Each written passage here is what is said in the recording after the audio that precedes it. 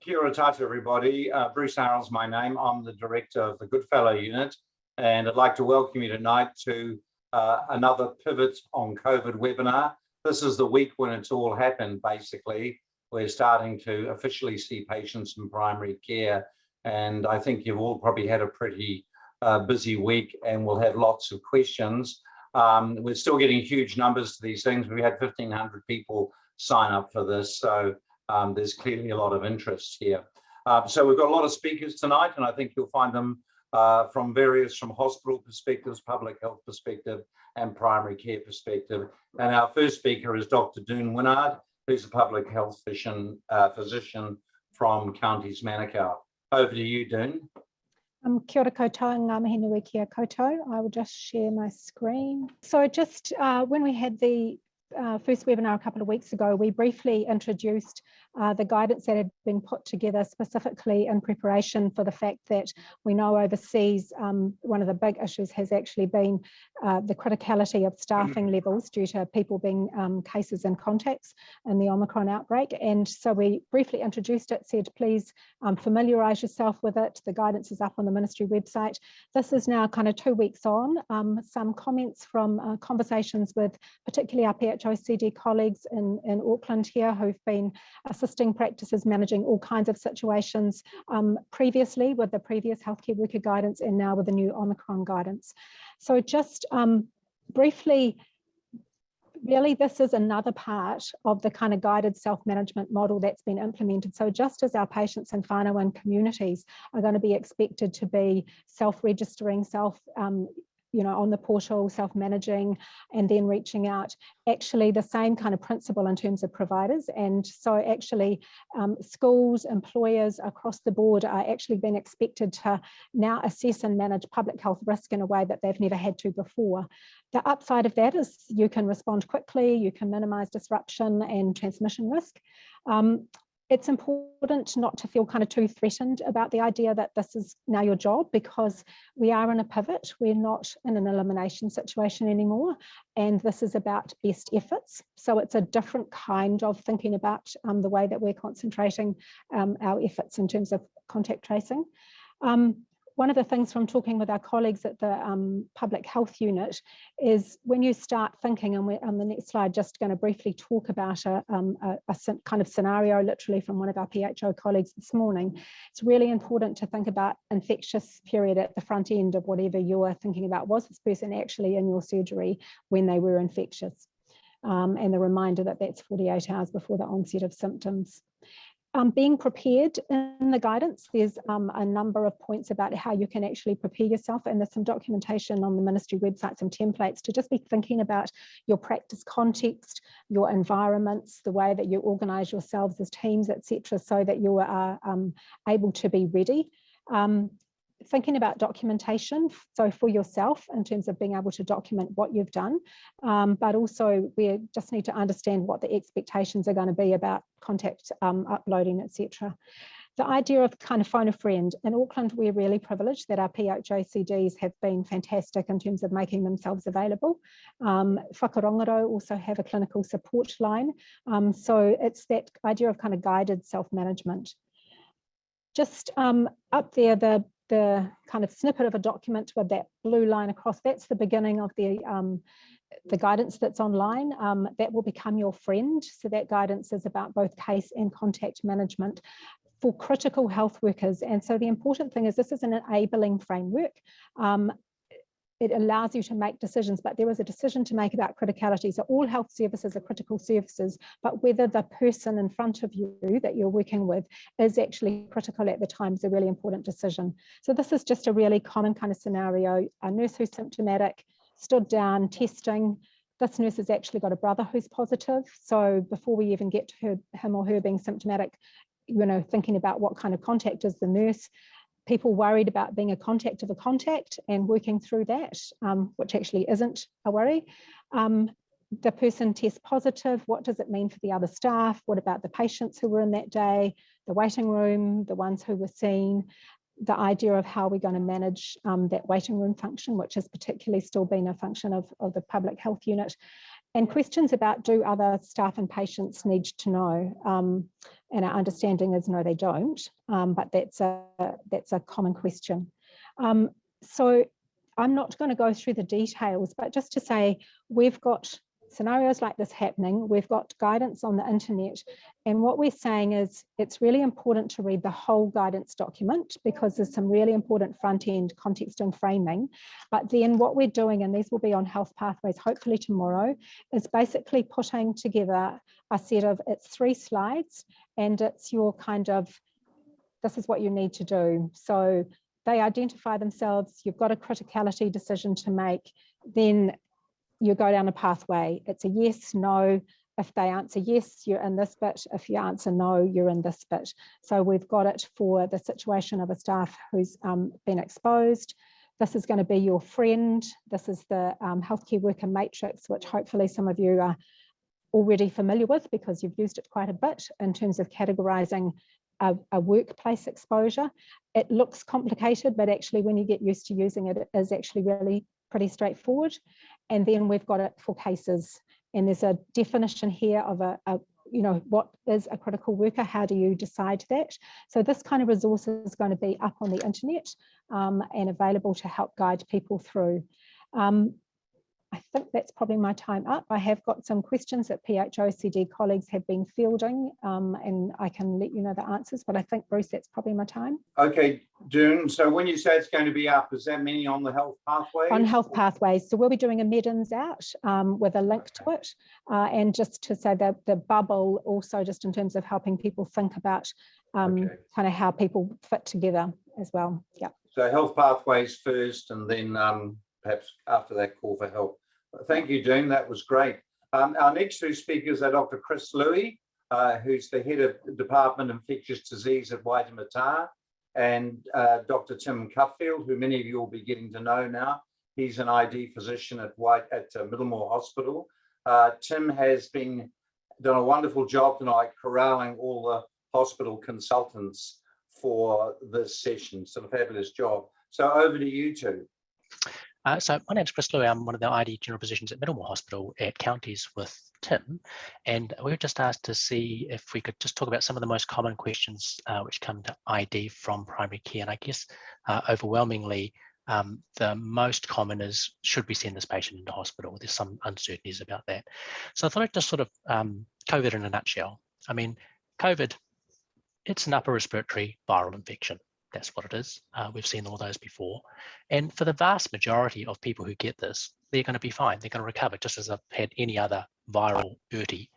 But I guess what's prominent and has been noted is that there is a proportion, and with Omicron, a relatively small proportion, which will develop pneumonitis. So their upper viral infection will descend and cause a lung parenchymal pneumonitis. And that can cause significant disease. Now, if they do have a significant pneumonitis, your role is to surveil en masse, really, quite a large number of people, then try and pick out those people who seem to be doing not so well. If they're not doing so well, you pick up the bat phone because they need to be in hospital. This is well within the skill set of GPs. This is nowhere near the hardest thing that you people deal with every day. So there's a viral illness, trying to pick up those who have a significant pneumonitis, a small proportion. How do you know they have a significant pneumonitis? Well, the age-old question, are you short of breath? And so asking someone if they're short of breath is very helpful if they have shortness of breath. And then you have to go into what we always do every day, trying to work out, are they short of breath compared to their baseline? So I think that working out whether they have a new acute shortness of breath and or in particular a progressive shortness of breath, they would certainly be sort of clinical markers to say, oh, I might have to look into this a bit further, and I'm a bit more worried about this person. Maybe they need more monitoring or they need sort of more follow-up. One other thing which has been a bit different about COVID, though, and that people have noticed, is that even when people have significant shortness of significant pneumonitis, they don't always say that they're dyspneic. It's quite striking actually sometimes, and we've seen that particularly with Delta, that they can actually have significant pneumonitis but not be that short of breath.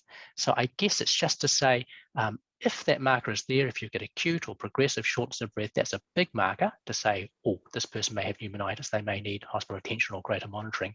But if it's not there, it's only part of the assessment. And so I guess the best consistent objective measure that we've got when you've got your GP radar up thinking, oh, is this person going to have a bit of a problem, is oximetry. It does give you some objective measures on how their respiratory function is and how if they're keeping up with it. So how do we use that? Well, if you're looking at these patients, and you've got to take their baseline into account, of course, you'd be worried that they may be at a hospital level of pneumonitis if their resting saturations are 93% or less. You'd be worried if their resting saturations one day was 99%, but the next day had a 3% or greater drop. So the next day they're consistently 96 or 95%. You'd be thinking, oh, I might have to follow this person up a little bit more closely because I'm worried that the trajectory here is a worsening pneumonitis. And one which we do use in the hospital or hospital in the home, which I don't think is necessarily on the pathway, is that if you are wondering, a relatively good discriminator and something which is useful is that if you do get them to get up and say walk for a minute, so do some form of exercise, and then they drop by greater than 3% in their saturations when they do that small amount of exercise, that's a pretty good marker to say, I think this patient really needs to come into hospital. I should be picking up that phone. The endo-Webcam test. So I think that where possible, particularly if you've got a concern about somebody, if you can get a telehealth where you can see the patient, that gives you a huge amount of information about the patient, just being able to see them. And I think it's age-old test, but I think it's a really important one. If you can get it, you can see how frail they are, if they are really tachypneic, and all those sorts of things, which is sometimes hard to get just over the phone. Well, just before I move on and I forget, those saturation parameters I've put there, they are slightly different for pregnancy. So there will be a pregnancy webinar later, as I understand it, but just bear in mind that they're slightly less lenient with the saturations and things with pregnant patients.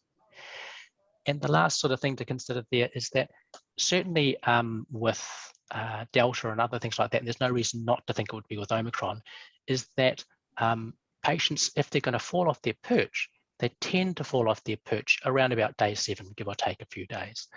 So that is the sort of danger period, I guess. If you're seeing someone who's not quite sure about it and they're really in that sort of day 7 post symptoms, that's probably the time that you might want to start thinking about whether they need either increased monitoring or possibly a discussion with the hospital or something else like that.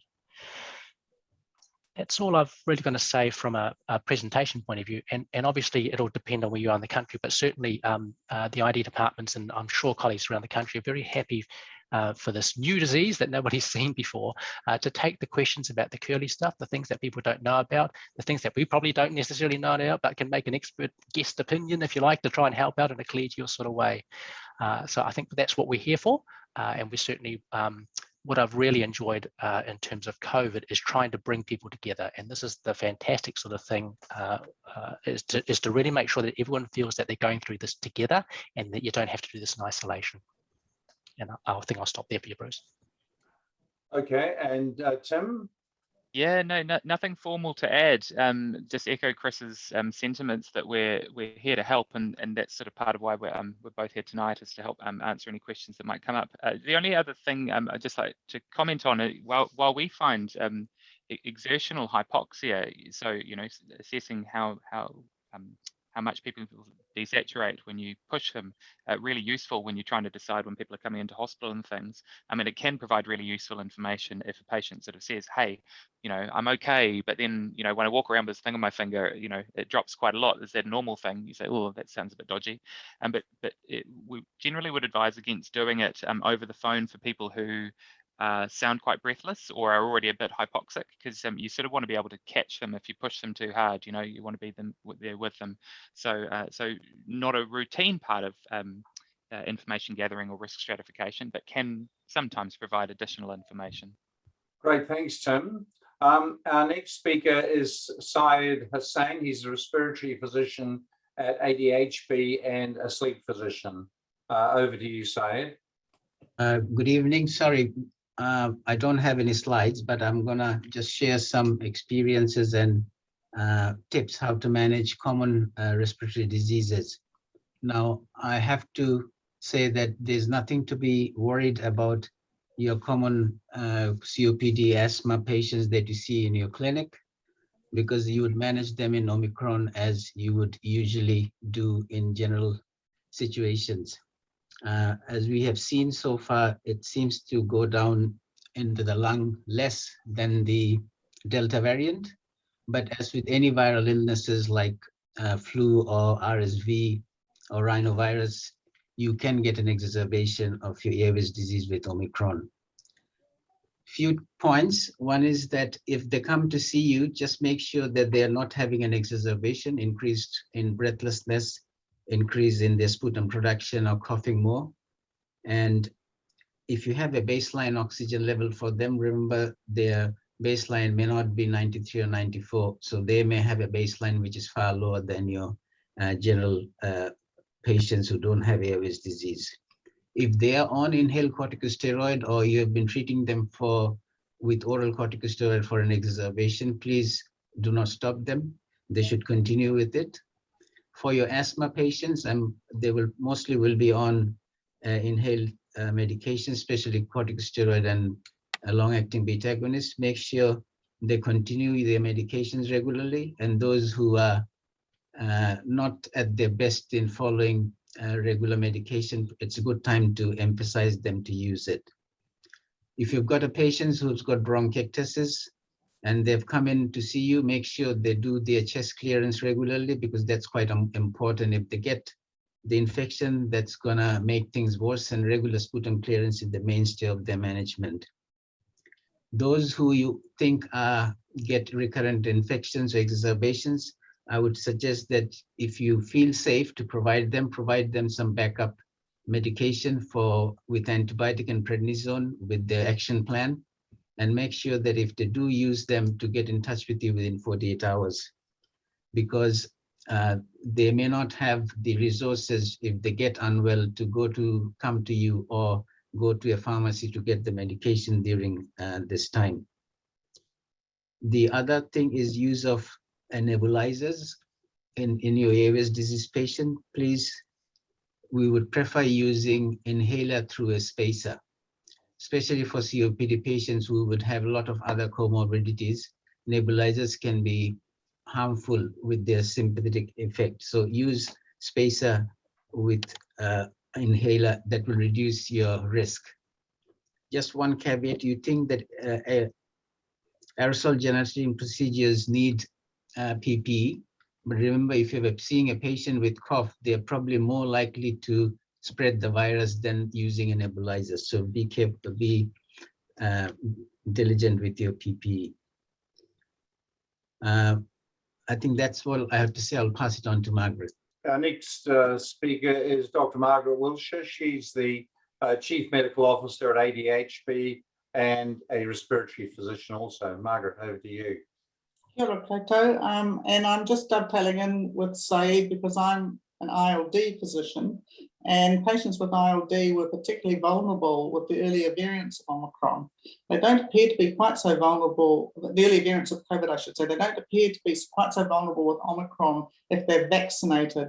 But if they're not vaccinated, then they're still at considerable risk of an acute exacerbation, and that is potentially lethal for that population. So if you have patients with idiopathic pulmonary fibrosis or severe collagen vascular associated interstitial lung disease, I put them at the top of your risk pile.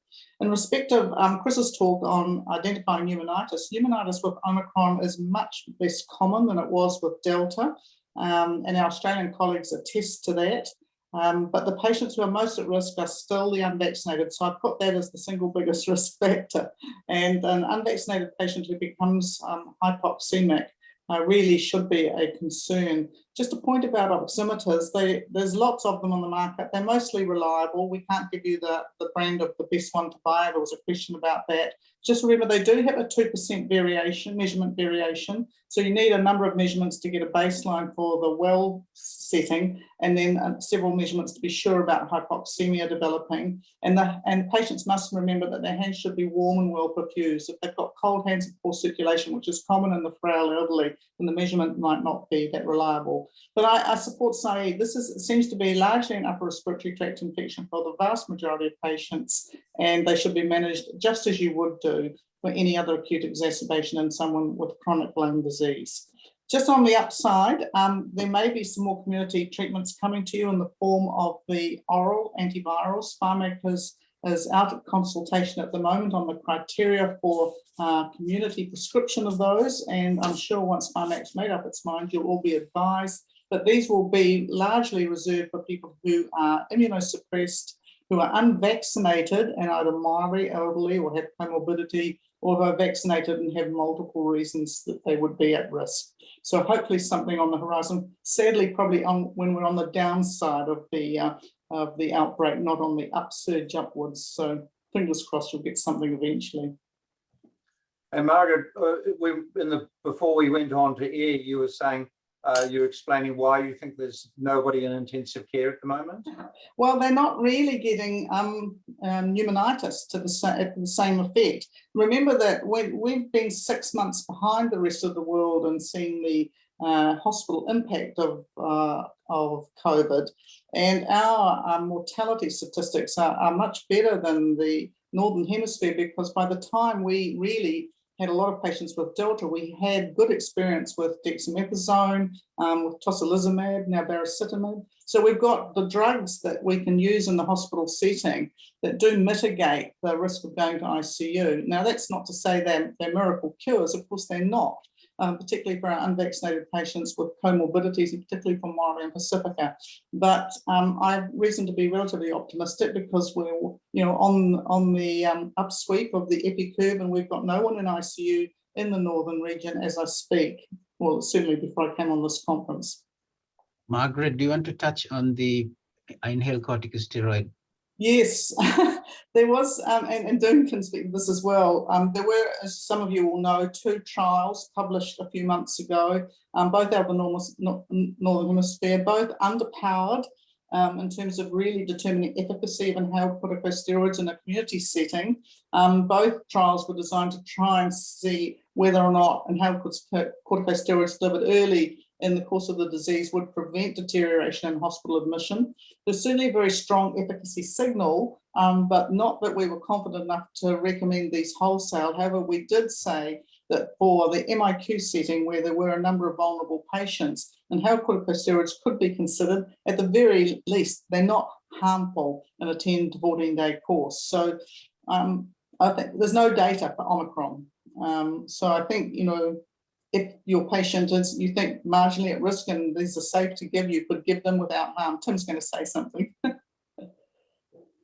was just going to say, really appreciated your really considered review of the literature, Margaret, when we were considering recommendations for some of the in-hospital guidelines and liaison. And I believe there's been an update to the recommendation, bearing in mind some of the uncertainty that will be on health pathways to sort of guide through. But as just echoing, no data for this cohort who are vaccinated with a lower severity virus. But you might consider it in the absence of some of the other therapeutics we're talking about for people who are really at the peak of the risk, ladder, those who are unvaccinated in particular, or multi-morbid, lots of things against them. I think Māori and Pasifika who are obese, maybe diabetic, and we don't have anything else to offer in the community at the moment. It's not an unreasonable therapeutic choice. Thank you, Margaret. That's fascinating to explain the lack of ICU. I think that's really quite interesting. Well, so far, fingers crossed. Well, it is puzzling, isn't it? You look at those numbers coming up each day and none in ICU, and you think, when are they going to come? So. Well, the interesting thing is that for every patient that's identified, every case that's identified on a daily basis, there's probably 10 sitting behind that. So we have a lot of Omicron in the community. We don't have a lot of admissions. and we have none in ICU. Now that will change. We will get some pneumonitis based on our Australian colleagues' experience. But if we compare ourselves with Queensland with a similar vaccination rate and similar demographic, we're probably not going to see very much of it in our ICU. Thank you very much, Margaret. Our next speaker is Dr. Kate Allan. She's the Clinical Director of Emergency Medicine at North Shore Hospital and Waitakere Hospital. So we're pivoting now over to the ED physicians, and then we're coming on to the GPs to finalise. Kia ora koutou. I'm giving a perspective from emergency medicine and really an Auckland regional approach. So this is the approach that I just want to share with you that the 3 Auckland Metro DHBs are doing with response to Omicron and the patients that present to us. And I think it's probably easiest to do it with a slide share, but just bearing in mind that there are nuances for each of the DHBs. And the ones I'm showing you are from Waitemata, so and they're not finalised versions. So they will be finalised in the next 2 days, I'm hoping, but we'll see how we go. So our plan is that effectively we are trying to do a walk-in operating model for the COVID patients, where what we are expecting from the Australian, I should say, experience is that the majority of the first wave will be well people who are worried. And those are the ones that we will need to deal with. And there was a pretty sharp rise for those for the Australian emergency departments. So the idea is that we will try and siphon those people off from the beginning and keep them out of the emergency department so we can continue to do our core business in the emergency department. We have a triage cabin outside that will be functional from next week. Where the patients essentially are coming through, this is for walk-in patients, are coming through, they will be triaged. Those that are clinically well and triaged 3 to 5 will receive a RAT outside of the hospital. So this is where you would have seen on the news that Middlemore ratting all their patients, and ADHB are starting to do the same process. We're starting from Monday, just effectively ratting all patients through the ED. Those that have a negative RAT will then proceed to essentially an ED extension area that is outside of ED and will have a protocolized assessment. Those that have a negative RAT will proceed to ED and stay and go through our normal process. Those that have a positive RAT will meet their suitability criteria to go for the acute COVID, the accelerated COVID protocol or unit or pathway. And then they will go through that pathway and be seen and discharged by a non-emergency clinician. So the idea is that it's a person who is able to interact through a protocolized assessment to see how unwell the patient is. But these patients have already had a triage and nursing assessment, so they would have had baseline OBS done at that point.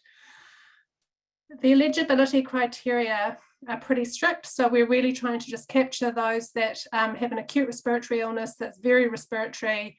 We're looking at those 15 and older, resting sats of, I think we're going to change this number to 94, heart rate of less than 100, and also patients who may have been reached into ED and then are going out for their discharge coordination. Pediatrics, as we will be seeing, but they will be based on a physician assessment in ED before they come through. And then they've got a number of exclusion criteria as well. So those that are significantly unwell or more concerning will go straight through to ED and have their initial RAT done. So the RAT is essentially a screening tool. It's not used as a diagnostic tool at this point in time. And it's just allowing us to essentially differentiate the department into what we're calling COVID and SCOVID. SCOVID, we've taken off the Australians, it's suspected COVID. So if you hear anyone talking about SCOVID, it means suspected COVID. And effectively, because of the way Omicron is, and because so many of us will be asymptomatic, we have to assume that there's a huge burden within the emergency department. So we have to treat every patient as though they have it when they come in, and that's pretty much what we do. And so if they're negative, they may get further testing based on their risk, and if they're positive, they would go into, we're the only DHB that have gone blue, everyone else has gone green and red, so you'll have to forgive me, and I know that's very confusing for everyone. There was thought behind it. We didn't want to go with the emergency colours in case there was another disaster while we had COVID, and then that would confuse everything. So we wanted to keep the red and green for a real disaster and keep blue for COVID. So that's why we went blue, but it's creating problems now. Anyway, so we are blue. So that's the pathway there. I'll just stop sharing that one and bring up another. So the disposition looks a little bit like this, and this is the options for discharge from that space or from patients coming through ED. Effectively, we've got self-management at home, whānau HQ for those that are well. MIQ is really reserved for those patients from a social perspective. So we're really looking at patients who have issues with family violence, nowhere to live. So it's really capturing a social need for MIQ, because I understand it's not a huge resource for us. Hospital in the home or COVID care at home. So Waitemata calls it COVID care at home. The other DHBs are calling it hospital in the home. And that's for follow-up, essentially for patients who are more unwell, have higher risk and are needing to be monitored. And then obviously we've got the inpatient admissions. And then we also link in, and something's fallen off the bottom of this actually, but with the Merch and Perch, so the Māori and Pasifika regional groups are coming through from hospital in the home and whānau HQ.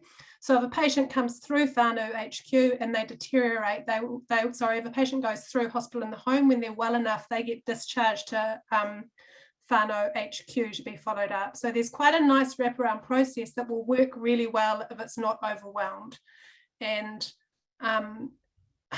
I'm hoping that it will all come together, because that's the only community support we have. We know that you guys will be overwhelmed, so we're trying to keep the work away from you and give people really clear discharge instructions and advice for when they're discharged.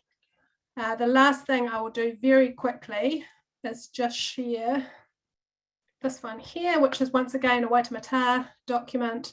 So we've got a clinical pathway, and basically it's a severity guide. So we've got mild, moderate, severe and critical, and we're looking at this group here, the mild to moderate. The milds would be managed through our accelerated COVID pathway, and then the others get more investigation through the emergency department if they come in. We've obviously got risk for disease with a lower threshold for admission and markers for future deterioration. We've got a plan for management, and then our discharge decision guide or disposition decision guide, which comes in, and we ensure that they're stable enough for discharge and then get followed up through COVID in the care, whānau HQ or MIQ, or for self-management. So that's what it's hopefully going to look like in the EDs. Hopefully it all comes together. We'll see. We're just a little bit anxious about the volumes that are coming to us, as I'm sure you are as well. I know they're not going to ICU, but they're definitely coming to us. So we'll hold our breath and wait for the onslaught. Thanks. Thanks, Kate. Clearly a lot of work going on to get all that guideline put together there. I heard today that apparently the whānau had 100 patients come through. So I think there is going to be more before it settles down. So so now we're moving to the GP experience. Now, two speakers today are Dr. Lily Fraser, who's the clinical director at Taruki Health in Māori, and Dr. Jason Tuhoe, who's working out of Papakura Marae at the moment, and he's an honorary lecturer in the Department of General Practice and Primary Healthcare. So over to you two. Well, kia ora koutou. Jason and I are just going to tag team along these questions because although we're both Māori providers, we're quite different size providers, and so hopefully our experience will be able to meet the needs of the different size practices. So we, Turuki, we do provide a service for MERCH, which is the Māori COVID response in Auckland, and so these are some of the things that so we have a dedicated team supporting our whānau with COVID, and they are nurse oversight with health workers doing most of the daily checks or however frequently they need to be happening, and then we have a GP that sits kind of with that team for any escalated clinical things. And I think just around the numbers, we've got almost 80 bubbles at the moment and probably about 220 patients with positive COVID plus all their contacts that we're supporting at the moment. And we're probably only seeing between 6 and 8 patients that need to be escalated clinically to talk to a GP. So the majority of people are experiencing quite mild symptoms or are asymptomatic with their COVID. That is what we're seeing. Even people that are very comorbid on dialysis are having mild disease, but in the same breath, we're having, double vaccinated young patients that have deteriorated quickly and ended up in hospital. So you can't always assume that people are going to be fine, but the load or the number of people that need to be escalated to a GP so far hasn't been massive. So these are kind of just some things that I think we're in a good position right now to start making some planning for the next few weeks or couple of months that's going to make this easier for your practice. And so definitely around rostering, like we have allocated double the amount of staff to support that team next month compared to this month, with the expectation that numbers are going to climb. And so you're going to have to look at your own roster and figure out how you're going to do that. Are you going to allocate somebody specifically to COVID calls daily, or are you going to have slots reserved in your template, your book template, to be able to meet that capacity? But I think you need to plan for it. It might not always be hard work, but I think that those calls are going to come. I don't know if you got anything to say about rostering, Jace? Yeah, kia ora tātou. So my name is Jason, one of the GPs who was working at Papakura Marae from February last year to December last year, and now sort of providing some virtual cover. So we're actually even though we've been in the media, we're actually quite a very small clinic, nowhere near the same size as Turiki Healthcare, with nowhere near the same size of amount of clinicians and nurses and things. So we've, as a clinic itself, have only had 4 GPs with varying FTEs. We've got one nurse practitioner, actually now 2 nurse practitioners, and we've got very minimal nurses as well. So we've been stretched for quite a while. The other thing that's been important about Papakura Marae is that we've provided a CBAC within the Papakura district itself. So we've had to redeploy some of our staff from other areas into the swabbing clinic. And for a lot of our staff there, it's been tiring because we've been doing this for quite a while now, since Delta and now into Omicron. We've not really much of a gap. So it's been hard to actually meet those rostering needs that Lily has been talking about and getting the amount of staff. At our peak, I think we've been swabbing around 300 a day. And during the Delta, we had managed, I think, over 184 cases. 89% of them were actually casual to our clinic. So even though they weren't a part of the marae, we were still providing that care and support. So it was very hard to try and manage who was going where. At the beginning, we had just one of us doing calls per day, and then when things really became quite difficult, then we had to do a few more sort of home visits and things, which went from just 1 day to then 5 days, because of the need that's in our community. Even though we talk about comorbidity, the other things that we have is intergenerational living under health resource community, high pockets of deprivation. So a lot of our whānau don't even have access to phones or online, and there's so much transiency that became the only way that we could actually see somebody who was unwell with COVID and actually assess them. So, screening is really important, and hopefully you've already started your division of your clinic into zones. So the screening questions at the gate to decide if people are going to be seen in red zone or green zone, and then everybody is waiting in the car, so we don't have a waiting room. And I think that's really important. That means that, right back in the beginning of the Delta outbreak, we were caught in that first week where somebody came into our waiting room and it knocked 30 staff out of our clinic. And so we really encourage you to not have people sitting in your waiting room. They can sit in their car. If they don't have a car, then make sure you've got space that people can sit inside, particularly if it's wet.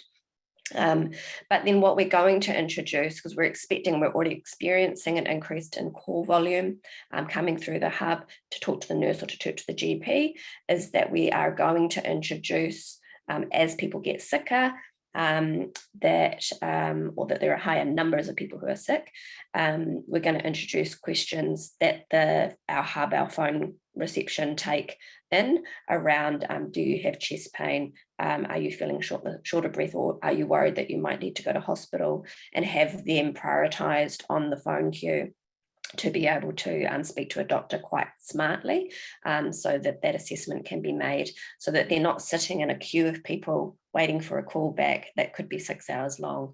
So I think that there are different areas that you can put those screening questions to pick out the ones that really need the help and those that just need a prescription for paracetamol.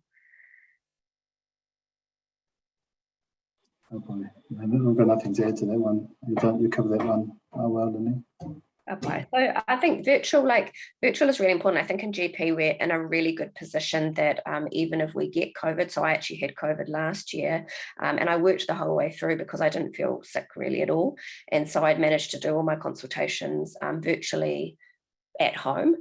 So if you haven't got that set up, I really encourage you to get that done, but also virtual in clinic. So what we're asking our staff to do is every single consultation where a person has a phone and they're not sitting, we've got an outdoor tent, but if they're not sitting in the outdoor tent, they're sitting somewhere private, like in their car, which most of our patients are, and the patient is okay to talk to the doctor in the car, then they actually take that history by car, because that cuts down the time that you have face-to-face with the patient, and often you don't actually need to see the patient at all. So you know what's on your PMS around what is absolutely due, how high was their blood pressure last time, what were whatever, there's a wound. There's some things you've just got to see in person, but you can still do all the talking by phone, bring them in for a 5-minute face-to-face, and then off they go again. So really encourage people to do that, to have that set up now, because it's going to really reduce the risk of you catching COVID at work at least, and also I think it's just easier. The consultations end up being shorter, we've found, when you do it virtually, and in this situation I think that's actually what's needed. Could I just add on to that one? I mean, at the moment I'm working remotely in Taranaki, so I'm based here at the moment. I'm doing surgical training down here and working remotely for Pasifika Marae. And I think what really helped when we were going through it all last year was we had some of our colleagues who had been at the clinic working from in other places who were actually helping us by doing the things that that would take up some of our time, but where we needed to focus on our patients who were COVID or we were having trouble getting in contact with. And I think these are some of the things that I've seen around the country, is that our colleagues have been chipping in for some of us who have been working in areas like counties where we've been actually getting them calling and doing those simple things that we can just do over the phone, and doing those sort of follow-ups and things. So I just wanted to say to colleagues out there who actually helped with the marae, and not just with phone calls but donations and things like that, e mihi ana kia koutou, because they really helped us as we were going through the Delta and now coming through into the Omicron. So that's all I wanted to add on to that one, really. And I think, there's been some really good kōrero tonight about supportive care and about the management of COVID, but I just want to echo, this is bread and butter mahi for GPs. This is not rocket science. These are things that we do day in, day out over the years. And so, it's a different virus, but ultimately, the things that we do around supportive care are the same. And so this shouldn't be, too scary or difficult for us. If you're not sure what to do, then Health Pathways has really everything you need to know. It's got all the contact numbers, it's got how to use the CCCM, so many C's. The BCMS was easier, but yeah, I think the only things really are making that decision around whether budesonide is necessary. And then for our pregnant woman, there is some specific things to consider there around DVT risk. And so I think every time you have a pregnant woman who has COVID, I think review that risk stratification and just assess whether you need to be talking to obstetrics around Clexane or not. But I think that everything there, it's really well written, in particular, definitely in Auckland, and I hope the rest of the country is having the same experience. So somebody asked in the chat, but it's things, it's paracetamol, it's nose sprays, it's what else to use, ibuprofen maybe, yeah, there's not a lot to it. And really, I think you can get away with just paracetamol for most people, which hopefully they've already bought and have at home. So it's encouraging people and sending them those videos. I use Health Navigator a lot. And so I will send patients a check that they've got data to be able to watch a video or look at an article. I send them a link, particularly to the different positions if they're feeling short of breath. So there are good pictures there on proning and really good kind of self-care advice in video form and in written form with a New Zealand, context. So I think encourage people to use that. Tika, and just to sort of echo what Lily was saying and things, something just to check in with whānau, because don't assume that whānau know exactly what you're talking about. I mean, we had to at a few times even had to really explain about how to take the pulse oximeter and where to actually put the readings and things like that, because they get, well, it had been in Auckland anyway, a box with a lot of papers, a lot of that they didn't understand. And when we actually got there and actually talked them through, then they actually, were able to clearly understand what this was for, why they were doing it. And I think it's important that whānau actually understand that and don't assume that whānau know just because you've been telling them. Check in and make sure that they understand what's going on, because it's one new stressor that's already stressing them at the moment. Most whānau, especially the ones that we've been looking after, are living day to day. They're not thinking about what's happening next week or the week after or over that 10 days or 14 days. They're thinking about what's going to be happening day to day for them. And so this is just one added pressure for them. So if we can actually help with that, then that's one thing that I've taken from visiting our whānau. Yeah, and I just think in terms of escalation as well. So St. John's are providing a really good service in terms of if you're not sure, like if somebody's just not quite sure, you can actually talk to St. John's and they will go out and do a physical examination of the patient. If they don't have a SATS monitor, they will take the SATS monitor out and make the decision around whether they need to go into hospital or not. They also feed that information back to you. So I think that's really important also for those welfare type checks. So one woman, she was moderately short of breath the day before. She was on our follow-up for the next day, and when I tried to ring her, she wasn't answering her phone. She was quite grumpy about all the phone calls, so this was in the Delta daily phone call and she was just whoreing over it. But I was also in the back of my mind worried that she may have significantly deteriorated.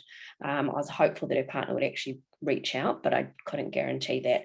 And so I called St. John's and they actually went over, and she was well enough to tell them she didn't want to see them. So that made me feel reassured. But I think, using those other supports, but also we're going to get to a point where people aren't really that sick from COVID, but they have other medical problems. And so being able to see them face-to-face if needed in your red zone, I think is going to become more common as well, that, people can still get in their car, come in for their other health needs. Talked a bit about health pathways, so I just think it's really useful to have a good look through it now, just so you know what's in there, but it's really well set out. And then, the Manaaki side of this is massive. And I think, Jason has alluded to it already, but actually, particularly if you're recurrently a close contact and you're down for 7 days each time and you're a contractor, or you run a restaurant and then, all your staff are knocked out by the same person, this is going to become a real issue. And so there's definitely financial support out there for whānau to be able to meet their basic needs. And so if people are struggling financially, and I think it's asking those really, honest questions around, if people, can you actually pay your rent? How many days worth of food do you have left in the cupboard? Being really specific. And then the other things around, cigarettes and alcohol, and drugs, like those addiction things, they're the reason that people will leave the house. And so if there are ways that you can support whānau to access those, not necessarily the drugs, but hopefully they can sort that out with a non-contact way. I think that's also really important. So the Manaaki providers do have the means to be able to do that kind of work.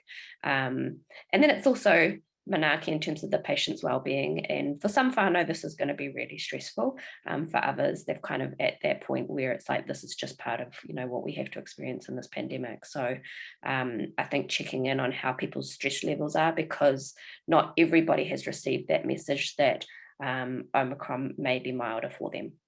And so reassuring them, but also giving them the means to be able to reach out. We've definitely seen a lot of stress, anxiety, difficulty sleeping, particularly in people who are usually very active during the day and now they have to stay home for 10 days. That's been really hard for some whānau. And so sometimes they've wanted sleeping tablets and things like that because it's getting too much. Yeah, tautoko.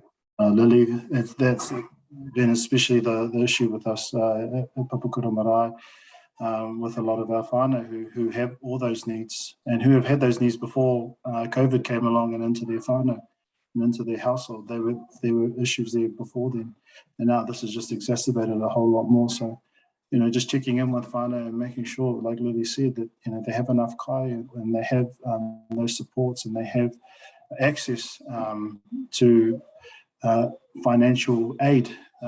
Luckily for us at the marae, we have an MSD on site at the marae itself, so we've got that, but also the marae itself has been providing that service for a long time, and it's been due to, again, donations from a lot of groups, but also recently from our colleagues across who see things like nappies and things like wipes and hygiene packs and things like that, and food that were really appreciated by a lot of our whānau, especially during that difficult time. Yeah, and finally, you know, this is a pandemic, right? We've been so lucky to have got this far and that this is our first big surge, and it's, you know, the mildest and the most vaccinated population. And I just think we have to recognise how blessed we are to be in this position, to have not gone through the last surges, and we don't know how many surges will be ahead of us, but they're short-lived, you know, and yes, we want to ensure that we get our, you know, other things. We're seeing lots of things being missed over these last couple of years, the screening and all those things. But, you know, I think that we need to be able to create the capacity, and we're going to have to delay some things to be able to actually get through the next 1 to 2 months. So, kia kahara koutou. So thank you, Lily and Jason. That was fantastic. So we've got question time now. There's a question there that Doone would like to answer live. The question is, those household or close contacts identified during phase 1 of the Omicron response, do they need to adhere to those rules, or can their isolation requirements change to the phase 2 requirements? And the reason I wanted to do it live is to say, I'm actually not sure. I'm not sure if anybody else on the screen is, but I can certainly find out, and we can go out to the participants with that. That's a question for our public health colleagues. Does anybody on the screen know? No. So I wanted to say that. I just wanted to pick up, actually, there was a question earlier too, when the question about, you know, who needs to know if a staff member is a case or a contact in terms of other patients and other staff. And again, you know, colleagues around the screen, I know some of your, you know, ID guys are very involved in managing them in the hospital. And I think it's something that people do feel concerned about.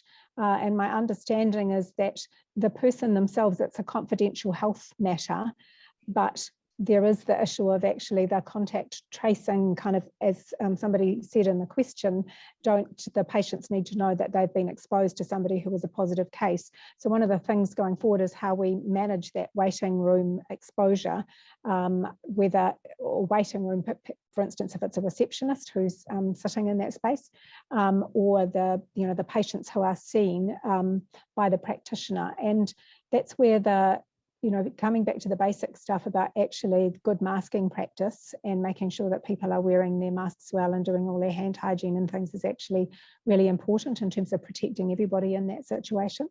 Do you, in terms of in the hospital kind of situation, how people are notified in terms of, you know, your situation, Margaret, where there's been a clinician on the ward, and then how that's managed with the whānau?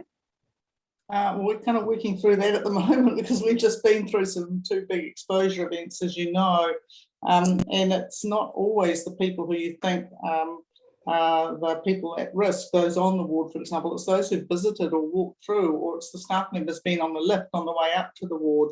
And then, of course, we've got the privacy and confidentiality versus notifying the employer or the immediate one up and the rest of the team. So we're sorting that as we speak. So I think it's a really important space, and kind of watch the space.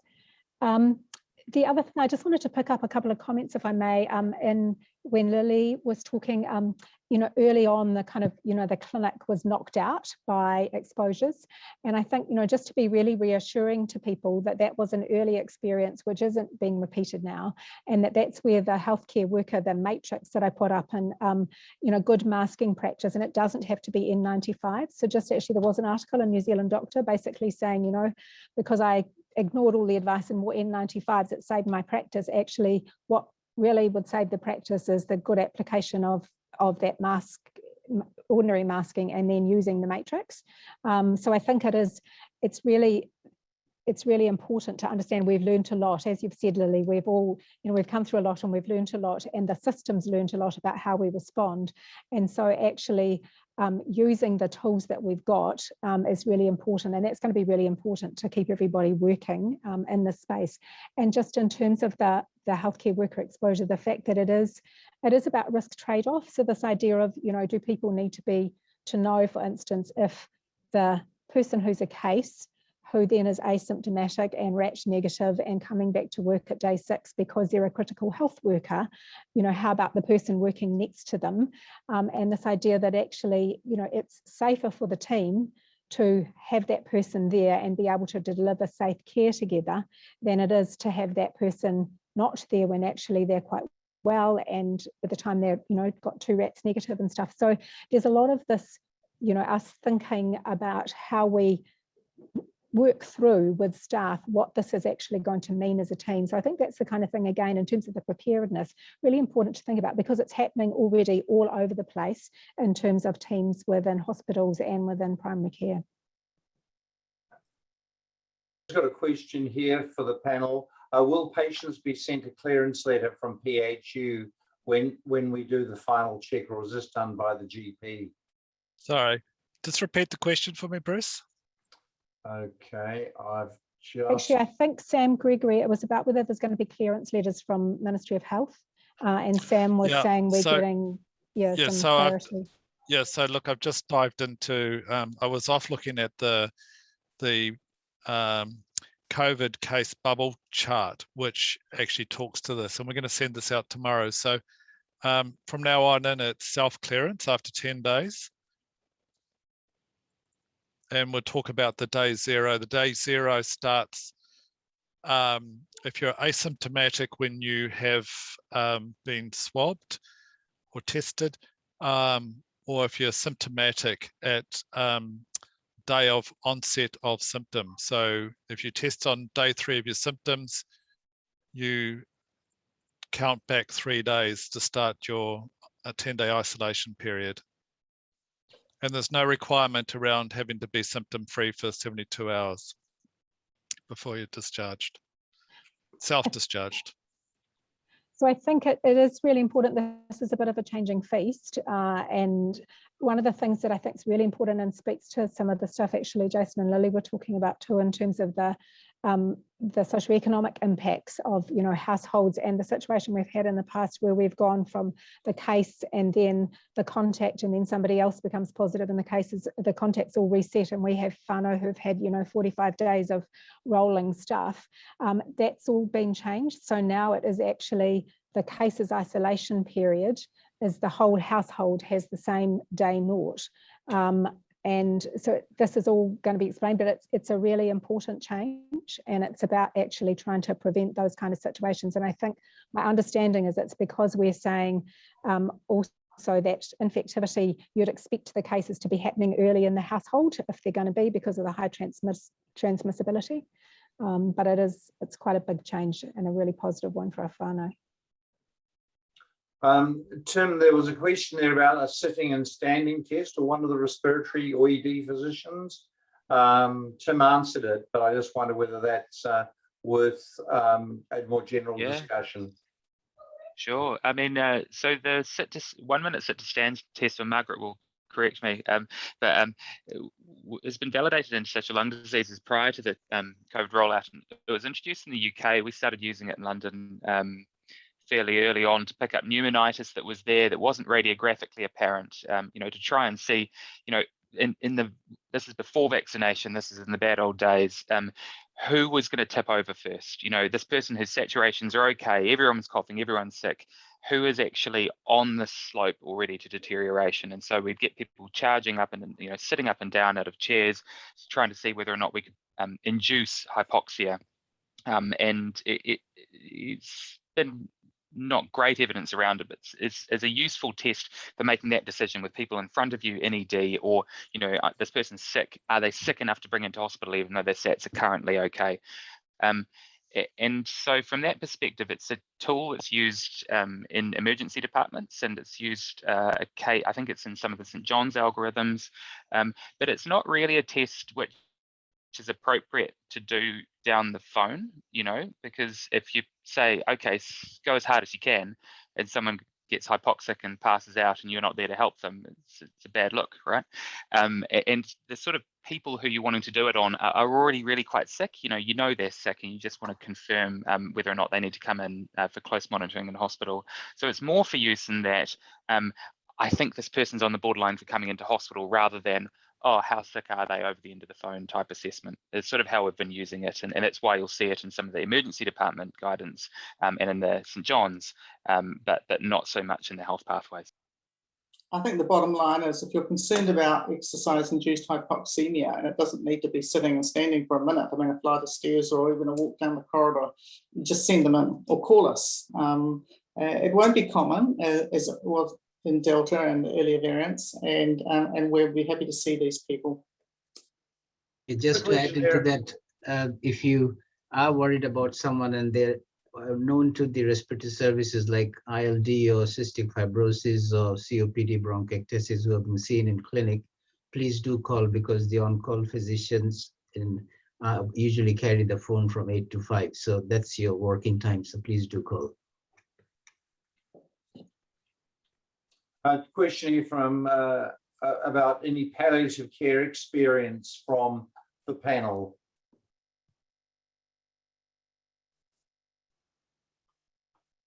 Any specific issues? We have some patients who have very severe chronic lung disease, who either have died of that, or who will probably die of it with the next infection they get. But we don't have a lot. Tim probably has the most from London, and it's, as far as I'm concerned, it's no different than any other palliative care pathway. No, correct. I mean, again, this is sort of harking back to the bad old days, which are not necessarily what anyone in this audience will see, compliments to a vaccine rollout in a milder virus. But death from COVID-19 for people who have pneumonitis and have decided to go down a palliative pathway is not necessarily a bad death, and there are ways to do it very, very well. And the key things we're managing, in our experience, dyspnea and agitation. And so we would very frequently be, or very early, and often at the same time as giving active management, you know, before we had dexamethasone and things. So we'd be giving people respiratory support and trying to make them comfortable and get their oxygenation going, but also treating their symptoms of breathlessness and agitation at the same time, with very commonly syringe drivers with morphine or another opiate. And midazolam in combination was a fairly standard starting point, with sort of 10 of each over 24 hours is what we were using. There's quite a good palliative care literature in COVID management in the community, and so if anybody in this audience does have an interest in palliative care, it would be worth touching base with your local palliative care colleagues and just considering how you might deliver good palliative care to people who happen to have COVID, you know, it's an incidental positive and they've got other reasons who require palliative care, or which is less likely but possible, have other palliative care requirements and then develop COVID pneumonitis, but can be done very well. Tim, another question for you about the how will I be able to tell a non-COVID pneumonia from a pneumonitis? What does a COVID pneumonitis sound like in comparison? So I guess the first thing to say, and this is why I put my hand up as the ID AMS physician, is that we know from a fairly confident body of evidence that people who have COVID-19 are very unlikely to present with a bacterial infection at the same time. very unlikely. In fact, there's a randomized control trial where they had a whole heap of people with COVID-19 and they gave them doxycycline or placebo to see if people got better differently, and they didn't. So doxycycline is a broad spectrum antibiotic for community-acquired pneumonia, was not beneficial in treating people. And so if you've got somebody who's tested positive with COVID and is getting breathless, assume it's COVID. I guess in an Omicron situation, could you have people who have incidental viral and bacterium? Yeah, I mean, possible. The characteristics in that situation of an Omicron pneumonia, and obviously not necessarily exacerbations of other chronic respiratory conditions, it's an interstitial process, and so there's fine crepitations at both bases, usually symmetrical, but I wouldn't anticipate this audience to hear that very frequently in the Omicron era. Jason, Lily, and the rest of the audience will have heard that with Delta, though. In Australia, when patients get pneumonitis, what day of the illness was it? Well, they're getting it with Omicron earlier than the 7-day with Delta. Someone referenced the fall off the cliff at 7 days, but actually Omicron, it's more likely to be 5 days. I'd also just point out that the pneumonitis with COVID it's not always visible on a plain chest radiograph, or it may not look like a typical interstitial pneumonia. So we do use HRCT a lot, but this is a hospital setting issue. It's not a primary care issue.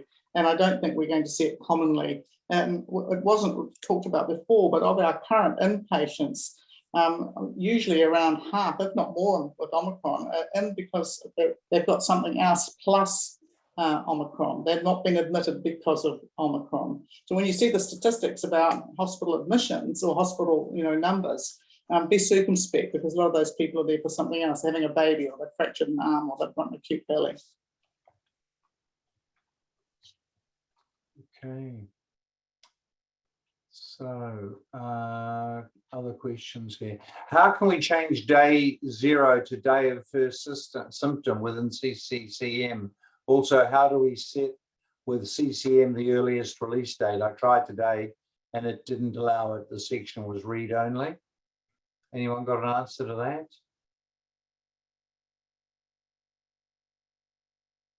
Might have to put that onto the Q&A, which will go on to health pathways in the next few days. So there's a couple of... Yeah, I think if Christine McIntosh were here, she would say there's lots of kind of wrinkles like that they are constantly ironing out in terms of how that, and as things change in terms of isolation times and all those things that often get built into the system, we do have to iron out wrinkles. So I think that's an important one to bring to the team's attention and make sure that that's addressed. Question here, I understand the release text will provide official/legal clearance. I don't quite understand the question. Is that when they can go back? Yeah, so if there's an automated release text, then actually, because that's going to be an issue for people in terms of workplaces and other areas where they need some confirmation that they're actually free to go, because there is a Section 70, there is a legislative framework that actually sits around the whole kind of case and contact management. So there will be some situations where people will need something. So again, that's the kind of stuff that they're making sure that they build into all the digital first kind of system that's coming in. Okay, so just confirming, if positive patients are still symptomatic at day 10, they are still cleared to go back to work? No, so I didn't think so.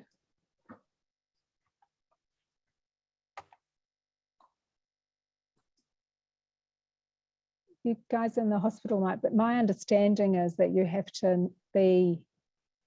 used to have to be 72 hours symptom free. Chris, yeah, you've got the... I'm just looking at the rainbow chart. Yeah, so I guess sorry. I was going to say that our reading of it is that cases can self-release after day 10, and there's nothing there. It seems to be silent on symptoms. I guess one of the tricky things is that the messaging out there has been tried to be very simple and very clear. And so a lot of the messaging is said 10 days full stop.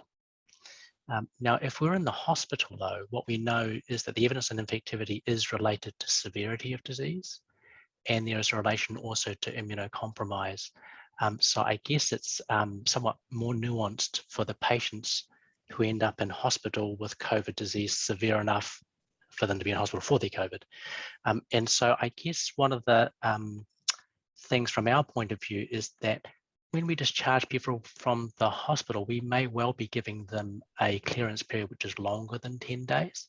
And I think it will hopefully try and be as clear as possible in hospital that what the clearance date is.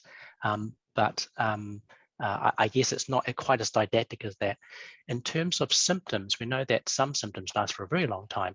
And so what we have said in our hospital documents is that if the patient has been afebrile for at least 24 hours and their symptoms are improving, then that's sufficient. They don't have, their anosmia is not going to go away, and their cough will still be going on. But if it's an improving clinical syndrome within that time period, then we usually take that as sufficient to clear them, and then using our time-based parameters for the severity of disease and immunocompromise.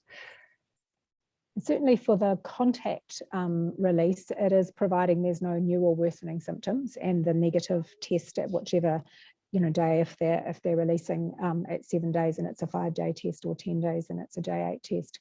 But we will actually check in with our ministry colleagues in terms of the case, the fact that the case now doesn't actually have anything there about symptoms before release.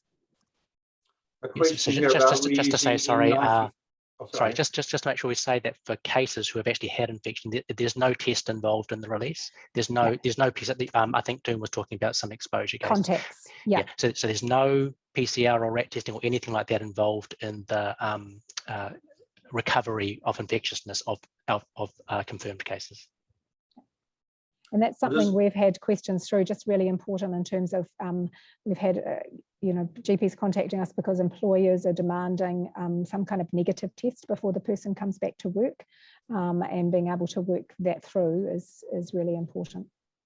I just saw on the ProCare email tonight that there will be a return to work for for essential workers at day 5. So is that? So as part of the case and contact management for healthcare workers, if the person is a critical worker, so again, it's that actually looking at the team and does this person need to be on site to perform their role, and what's the workload of the team, etc. And so there is the opportunity that person stays home if they're not deemed as critical, but if they are deemed as critical, then actually they be part of the flow chart, get to day 5, have a negative rat, have another negative rat on day 6, and can be starting work on day 6. Yeah, so that's a pragmatic thing to get critical health workers back in, and the idea of a rat test being negative at that time is what you're saying is that they're at a stage in their illness where their viral load is really sort of coming down, and if they're rat negative, would say that they're not highly infectious. They are not yet cleared from infectivity. So when they leave the hospital grounds, they still abide by all of the public health rules around self-isolation, etc. when they leave the hospital. So that's not actually clearance from infectivity, but it is a way to try and mitigate the risk of critical health care workers who need to come back to work and look after people being not too infectious. And it's a risk trade-off, and they have to be asymptomatic or minimally symptomatic and improving as well to be on that pathway. So as Chris said, and I think it is trying to explain to people why they can come to work but can't go to the supermarket is quite challenging. And it's that idea, as Chris said, it's also they've been given a special exemption because they're a critical worker to come and be there. They are still a close contact or a case in this situation, and it's the same with people who would have previously been at home from a community exposure, being able to be working with daily negative rats, but still actually having to behave as if they're a close contact when they're at home. Just a question about N95 masks and reusing them. The brown paper bag option, I think, is what the New York Times suggested. So this has literally come to the CTAG, the Clinical Technical Advisory Group for the region, and we from primary care, we've actually got the guys at Ko Awatea knowledge team to do a lit review, and that's coming. It's coming back to CTAG to have a look, and we've asked them specifically. So we were asking more generally about, there has been work looking at various methods of kind of decontaminating and recycling, particularly in situations overseas where the supply's really been an issue, and it's always a thing of last resort. But saying if we got to that stage and it was a situation of last resort, are there methods that we believe are reliable enough? And then thrown in there, we've said, and how about the brown paper bag? So that's a still coming answer. Okay, if the panelists have a look at any key questions that they may want to answer, I've got a question here. Surely we should be able to diagnose probable case when family get unwell living with a swab positive case without making them sit in a car to get a test. Question on that? Answer on that, sorry.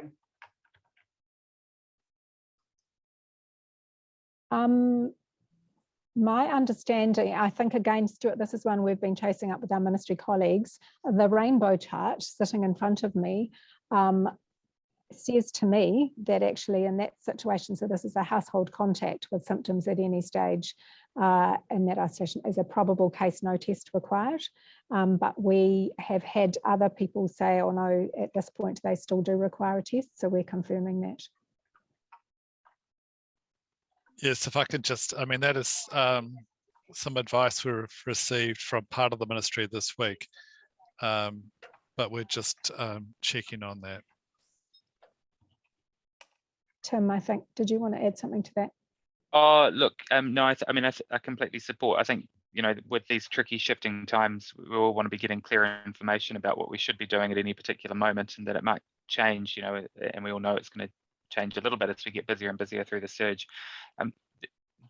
While it seems a bit facetious to suggest that somebody who's developed sore throat, fevers and stuff, whose wife or partner or whatever has got COVID and it's known, it's likely to be, but if you do have the ability to do a test, there are benefits for people in the future for having had a confirmed COVID infection for a number of reasons, particularly, perish the thought they go on to develop long COVID, and being able to confidently label that I did have COVID, here's my test result, can be beneficial. But for people, obviously in the midst of a surge, pragmatism comes into it, and there's limited testing. We just have to make the best of a tricky situation. But if we do have availability of testing, then from individual patients, that can be beneficial.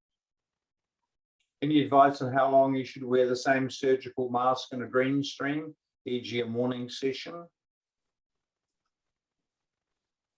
So the general advice that we've been giving from the infection control side for us is that you can stop using it in terms of general masking if it's soiled or damaged, and not to wear it for more than a shift, really, or a 24-hour, a shift.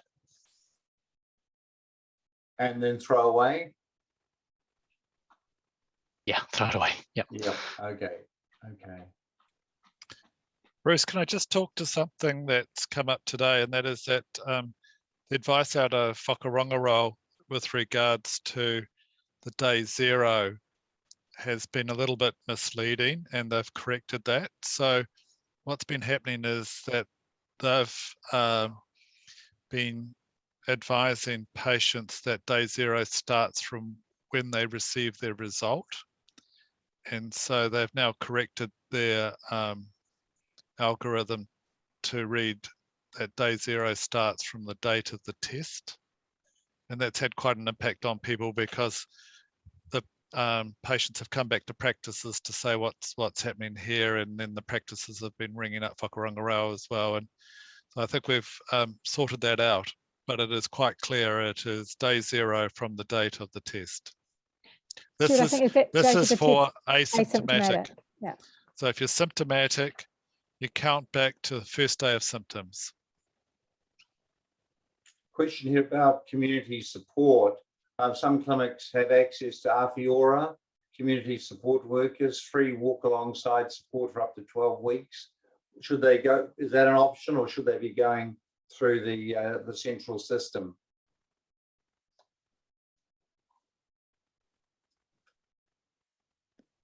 I personally think any help you can get is good help.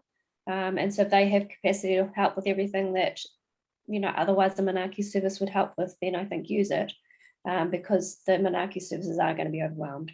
But it just depends what the extent of what they can provide is. So they may have to also work with the Manaaki provider. Yeah, I totally agree with that. I think, you know, previously Manaaki has been overwhelmed, and you know, we've had to put in a lot of extra supports for a lot of whānau and things, and I think it's just going to get worse with this next one, this one that we're currently in. So any sort of support services that you have, if you're able to network with your MSD, local services, if you're able to network with anybody really, because at the end of the day, whānau will need that support when it comes down to it. Okay, can you clarify healthcare workers who are close contacts must stand down for 5 days, then have 2 negative rats and return on day 6? No, sorry, and it is a bit confusing because we've ended up talking about cases coming back and contacts. So when we were talking about the 5 days and the rats, that was actually the case pathway and the critical worker pathway, and then there's the contact. So in almost all situations, actually, people who are contacts now, close contacts, will be able to continue to work with negative daily rats. And that's part of the critical, if they're critical, as part of the pathway. So they're either casual and they're monitoring their symptoms, or they're lower level kind of healthcare exposures, or they're close contacts or higher level exposures, but working with daily negative rats. Okay, question, a clarification on the previous question. They get the self-release text saying they are released, but GPs are currently seeing them and they are still symptomatic, e.g. patients still with fever, not cough, which can continue for some time. This is important, as within a week, GPs will be dealing with this. Please get clarification. Anyone want to take that one? These questions will be going on to health pathways with answers. So, so if anything's unanswered tonight, some of these questions we may not be able to answer. They're fairly curly, and I think they probably need clarification centrally anyway. They're difficult distinctions. I think that the government advice is clear that they need to be afebrile. I think that's pretty clear. I think that the symptoms thing is going to have to, in the end, come down to clinical judgment on whether or not the patient is getting better. There's no other way to do it. There won't be a way to say you've got to be completely symptom-free before you can be cleared, because, you know, these post-viral coughs and things are going on for a really long time. So there does need to be a level of clinical judgment in the end, I think. Yes, so there's some work done in the randomized trials of antibiotics versus placebo for people with colds, and on average it's 3 to 4 weeks before the colds go away, the cough goes away. So Chris is right there. These things, I'm sure it's going to have to be a matter of judgment. Our clinic doesn't have ventilation windows, extractors, as we see patients in the clinic. When we take masks off, would we not be inhaling the aerosols in the air? What is the best plan moving forward in regard to removing aerosols? Anyone got an answer for that? I guess, I mean, I think there's something that some of the corporates like White Cross have looked at before, and they have installed HEPA filters. There are CO2 monitors as well, and so you probably need to consider both of those in conjunction with each other. And I guess you need to just follow adequate streaming, screening and triaging processes. I mean, most healthcare workers are triple jabbed now, so that affords a degree of protection. I mean, the reality is that we all are working in an extremely diverse range of facilities, and we can only do what we can do. So the general masking whenever you're in clinical areas, I think, is very sensible. And I think that if you're going to take your mask off, I think, as we've been advising in hospital, that's the greatest risk is tea rooms and things. Go to an outdoor space if you can, socially distance yourself. Outdoor has wonderful air changes. even a light breeze is just better than anything you're going to get indoors at a hospital. So if you're going to take mask off, and this just seriously, if you're going to take your mask off, eating those sorts of things, we're really encouraging staff at the hospitals, no matter where they work, they go outside, and that's probably the safest environment for that sort of thing. Yeah, we've taped big signs on our tables. Don't eat inside. Don't eat in the lunchroom. Could somebody clarify if household with multiple positive cases, all with symptoms starting on different days, is the earliest day 0 relevant to all? And did I hear 10 days total? So even if still symptomatic, they can leave isolation after 10 days. So I'll go for this one. So they all go as individual cases. So if case 1, starts on a Friday, and then case 2 develops it on the Sunday, case 2 on Sunday still has to do their 10 days. Or in case 3, if they start on a Monday, they're still got to start their 10 days from the Monday. It's the contacts that we're not getting the rolling restarting of. So the cases still have to do their time, but we haven't got the rolling contact problem. Right, so I think we'll do one more question. Anyone got one big favorite one there? Can I just make a comment, actually? Yeah, and it's a plea from our microbiology lab. The superheroes in the department were just been going absolutely flat tack for 2.5 years, and it really is. Please follow the ministry guidance on when to do a test and when not to do a test on PCR. Particularly asymptomatic people who don't have another indication for the test. If they're not exposure, if there's not some other reason why they need a PCR test, please refrain from doing asymptomatic surveillance in the community now. The testing times have blown out from what used to be about 12 hours to about 48 hours at Middlemore now, and they're going flat tack, and they're not going to be able to catch up. And those sort of timeframes are really making the PCR tests now less and less useful. We really need good turnaround times on these tests to be able to actively test, diagnose, and isolate these people and let them know what's going on. So please, try and avoid as best as you can any sort of unnecessary asymptomatic testing in the community. Yeah, can I just talk to that? Thank you, Chris, for bringing that up. It's a perfect timing. We've just sent out a critical message this evening about this. And maybe, Chris, you could talk to the issue of positivity rates, how they've changed, and also NEAT testing. So what's happened recently that's made a difference with the labs and capacity? Are you able to talk to that? So in the elimination phase, we had really, really low rates of COVID. And so the labs could get a whole bunch of tests, pull them together, run the test, say it's negative, move on. But now, because the positivity rates are so high that the number of pulled tests that you're going to get are very likely to bring up at least one positive test, they then have to stop that test, pull out all 10 or 12 tests that they've done and run them all individually, so they can no longer do that in an efficient way. So the total number of tests we've got for PCR testing is really come down. So we really, really need to bring that back now and reserve those tests where they're most needed, in that sort of symptomatic patients and that sort of thing.